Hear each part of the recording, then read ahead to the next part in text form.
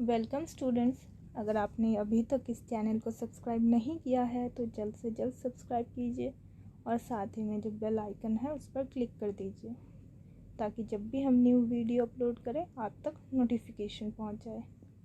So students, हम लोग कर रहे थे तारोज़ रिवॉर्ड। हमने फर्स्ट पार्ट कर लिया था, अब हम सेकेंड पार्ट करने जा रहे हैं। ये जो तारोज़ रिवॉर्ड चैप्टर है ये हनीसकल बुक में क्लास 6 उस बुक में है। ये चैप्टर 3। इसके हम फर्स्ट पार्ट के लेसन प्लान को देख चुके हैं। अब हम सेकंड पार्ट मीन्स इस चैप्टर को मैंने 2 पार्ट में डिवाइड किया है। तो फर्स्ट पार्ट ऑलरेडी हम अपलोड कर चुके हैं, तो उसका जो लिंक है description box and comment section में हम पुट कर देंगे, तो उसमें से आप फर्स्ट पार्ट देख लीजिए। सो स्टूडेंट्स, अगर आप BLED या B.Ed कोई भी टीचर ट्रेनिंग कोर्स कर रहे हैं तो लेसन प्लान बनाने के लिए ये बहुत ज़्यादा हेल्पफुल है। ये इंग्लिश चैप्टर है क्लास 6। सो स्टूडेंट्स, चलिए देखिए। तो जैसे कि आपने फर्स्ट पार्ट में देखा है कि सबसे पहले लेसन प्लान नंबर जो भी है हम वो लिख लेते हैं। फिर उसके बाद वही class, section, timing, duration, topic का नाम, सब्जेक्ट, वो सब कुछ लिख लेते हैं। फिर उसके बाद नाम, रोल नंबर, सेक्शन, ये सब लिखते हैं हम, मीन्स पीपल टीचर्स नेम। और फिर पीपल टीचर का जो रोल नंबर और सेक्शन है वो लिखते हैं।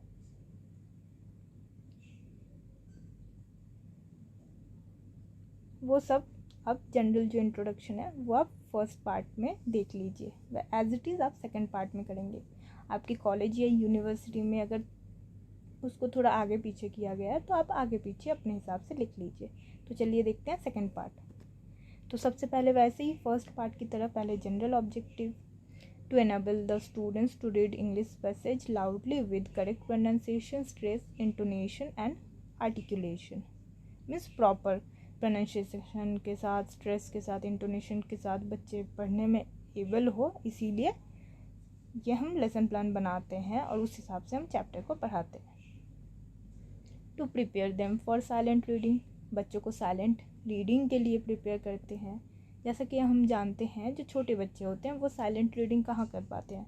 उनको बचपन से सिखाया जाता है कि ज़ोर ज़ोर से पढ़ो ताकि जो गलतियाँ हो वो हम सुधार दें। तो बच्चों को साइलेंट रीडिंग की आदत नहीं है, तो इससे हम साइलेंट रीडिंग करवा सकते हैं। To develop the comprehension ability of the students, to enable them to grasp the meaning of the passage, to develop their written and oral expressions. Means उनके एक्सप्रेशंस को और ज़्यादा डेवलप करने के लिए वो मीनिंग को समझे इस पैसेज से, यही सब कुछ इसका जनरल ऑब्जेक्टिव है। फिर आता है स्पेसिफिक ऑब्जेक्टिव। मीन्स जो जनरल ऑब्जेक्टिव है वो सबके लिए कॉमन है, चाहे इस चैप्टर के लिए, नेक्स्ट चैप्टर के लिए, हर चैप्टर के लिए कॉमन है। फिर उसके बाद आता है specific objective. After end of the class the students will be able to. तो स्पेसिफिक ऑब्जेक्टिव के बाद हम बच्चों से कुछ एक्सपेक्ट करते हैं। क्या एक्सपेक्ट करते हैं? Read the paragraphs of the lesson with correct pronunciation, proper stress and intonation, define the words, explain the meaning of the paragraphs. Means हम क्या एक्सपेक्ट करते हैं कि अब बच्चे सही से इस चैप्टर को पढ़ पाएंगे, इस स्टोरी को पढ़ पाएंगे, फिर उसको डिफाइन कर पाएंगे जो भी हम हार्ड वर्ड्स पूछेंगे। और कोई भी पैराग्राफ अगर हम बच्चों से पूछे कि इस पैराग्राफ में क्या कहना चाह रहे हैं राइटर, तो फिर वो भी बच्चे एक्सप्लेन कर पाएंगे। फिर उसके बाद है अज्यूम्ड नॉलेज। मीन्स हम क्या अज्यूम करते हैं बच्चों से कि हाँ ये बच्चों को आता है, तो फिर क्या है, मतलब प्रीवियस नॉलेज क्या है, they have knowledge about the previous part of this story.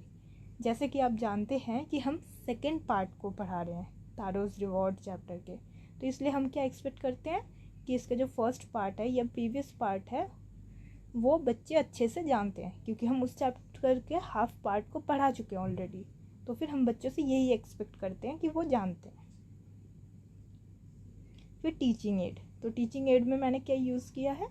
Black board, chalk, duster और पॉइंटर। अभी ऑडियो विजुअल या फिर कोई भी वैसे यूज़ नहीं किया है, कोई चार्ट वगैरह मैंने इसमें यूज़ नहीं किया है। तो देखिए ऐसे टेबल बनाकर वैसे करेंगे, कंटेंट, इंट्रोडक्टरी क्वेश्चंस, रिवीजन, तो ये सब कुछ उसमें। फिर people teachers activity, students activity and technique used. तो मैंने ऐसे कॉलम बना लिया है। फिर देखिए, तो मैंने क्वेश्चन पूछा है। अभी टेक्निक यूज़ क्या किया है, कम्युनिटी लैंग्वेज लर्निंग की। वो कुछ सीखेंगे, लैंग्वेज सीखेंगे, मतलब ग्रुप में सीखेंगे। तो हु वॉज तारो, तो बच्चे अपने अनुसार आंसर देंगे। फिर what did taro earn little, why did taro earn little money, क्योंकि आप समझ सकते हैं कि इस टाइप के क्वेश्चन में मैंने प्रीवियस पार्ट जो पढ़ाया है उसी हिसाब से मैंने क्वेश्चन पूछा था कि ये पता चले कि बच्चों को समझ आया है कि नहीं आया है। फिर next question, why did he decide to earn extra money, and fourth, why did Taro run in the direction of stream, जैसे कि आप देख सकते हैं। अच्छा, यहाँ पे एक और क्वेश्चन आपको ऐड करना है, प्रॉब्लमेटिक क्वेश्चन। तो प्रॉब्लमेटिक क्वेश्चन जो होता है जहाँ पे बच्चे, हम ये एक्सपेक्ट करते हैं कि बच्चों को नहीं पता है, क्योंकि ये सब तो इतना पोर्शन हम पढ़ा चुके हैं। तो इसके बाद प्रॉब्लमेटिक क्वेश्चन आप कुछ भी ले सकते हैं कि स्टोरी के अंत में क्या होता है, या फिर तारो जो है वो क्या अपने पापा को, पिताजी को, या फादर की जो विश है उसको फुलफ़िल कर पाता है या नहीं। इस टाइप से कोई क्वेश्चन रखेंगे, क्योंकि बच्चों ने अभी तक स्टोरी पढ़ी नहीं है तो बच्चों को नहीं पता। तो वहाँ पे जो है बच्चे अटक जाएंगे, बच्चे पूछेंगे कि सही में क्या होता है, क्या तारो कर पाता है या नहीं। इसलिए लास्ट में प्रॉब्लमेटिक क्वेश्चन। तो फिर स्टेटमेंट ऑफ एम, तो यहाँ पे हम डिक्लेयर कर रहे हैं कि students today we shall study the rest part of the story Taro's reward. So students, अगर आपने अभी तक इस चैनल को सब्सक्राइब नहीं किया है तो जल्द से जल्द सब्सक्राइब कीजिए और साथ ही में जो बेल आइकन है उस पर क्लिक कर दीजिए, ताकि हम जब भी न्यू वीडियो अपलोड करें आप तक नोटिफिकेशन पहुंच जाए।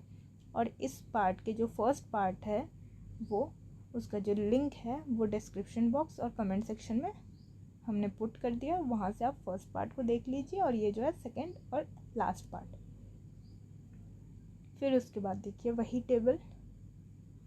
तो फर्स्ट जो हमारा है, मतलब इंट्रोडक्टरी क्वेश्चंस के बाद हमने डिक्लेयर किया, फिर है मॉडल रीडिंग। तो मैंने यहाँ से, जैसे कि प्रीवियस पार्ट में आपने देखा, तो उसके बाद जो है वही तारो क्विकली वहाँ से स्टार्ट करके देयर पेरेंट्स तक किया है।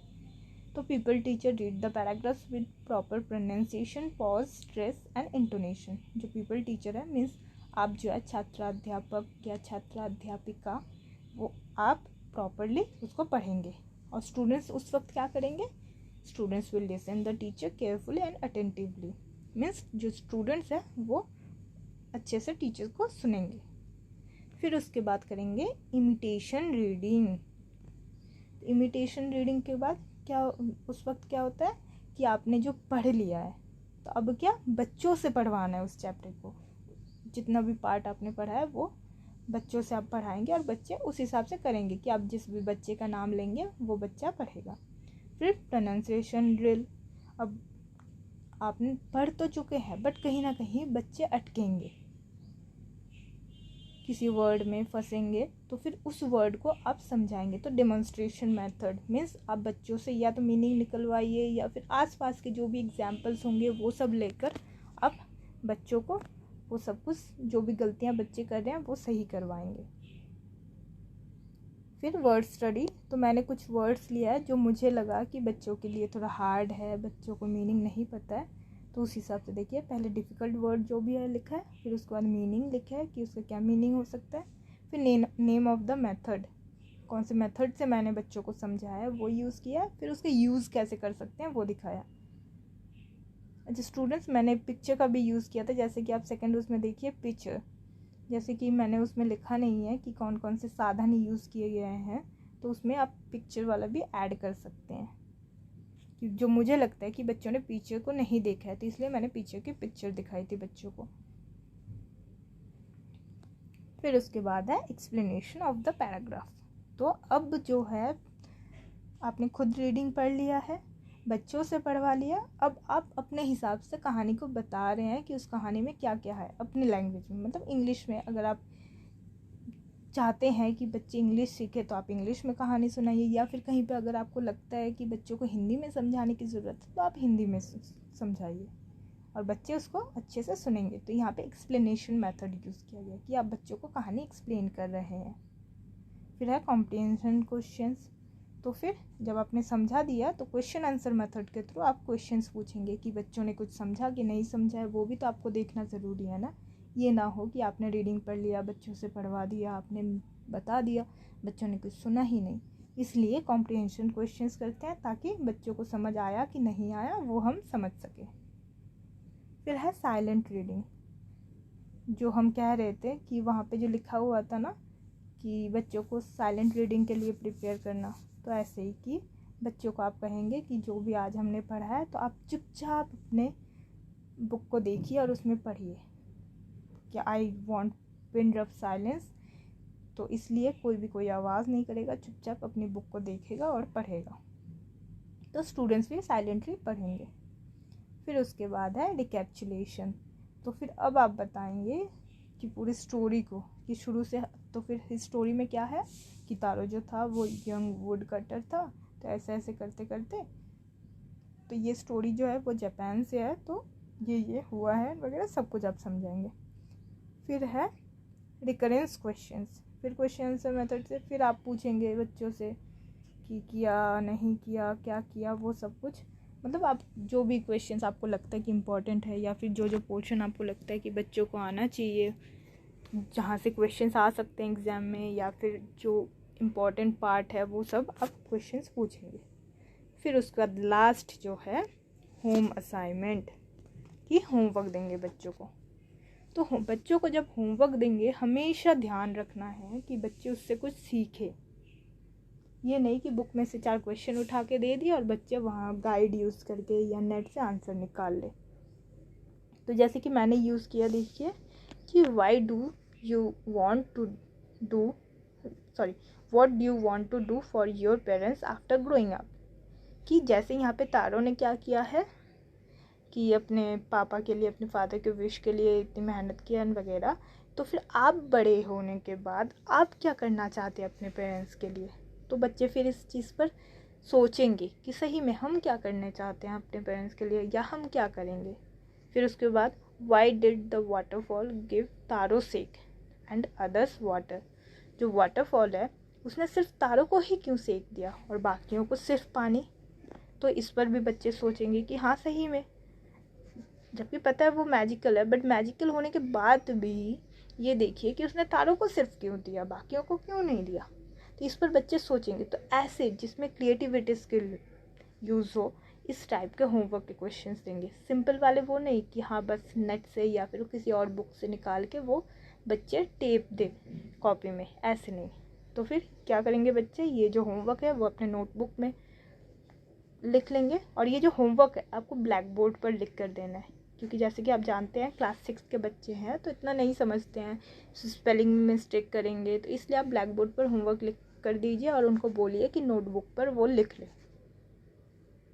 सो स्टूडेंट्स, आई होप आप इस लेसन प्लान को समझ चुके हैं। अगर कोई भी डाउट या क्वेरी है तो कमेंट सेक्शन में कमेंट कर दीजिए, और इस वीडियो को लाइक करना ना भूलें। अपने फ्रेंड्स के साथ शेयर कीजिए ताकि वो भी इस चैप्टर पर लेसन प्लान बना सके। एंड स्टूडेंट्स, सब्सक्राइब कीजिएगा। Thank you.